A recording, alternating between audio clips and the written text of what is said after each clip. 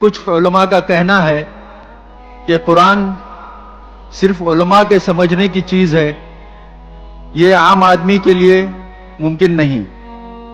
इस पर थोड़ी सी रोशनी डालें। मेरे ख्याल में ये एक खासा मुगालता आमेज ख्याल है कि जिसको आम कर दिया गया है, और उसमें सिर्फ थोड़ा सा फर्क जो है ताबीर का, वो अगर हो तो बात दुरुस्त हो जाएगी। किसी शख्स का मुफ्ती बनना, तो कह सके कि क्या चीज हलाल है, क्या नहीं है, क्या हराम है, इसके लिए तो वाक़ईतन 14 उलूम 16 उलूम जितने भी आप कहें वो लाज़िम है।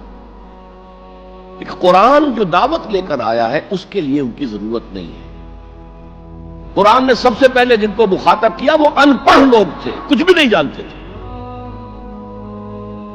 ये 14 उलूम तो वजूद में आए हैं बहुत अरसे के बाद, इनमें से कोई इल्म सब मौजूद नहीं।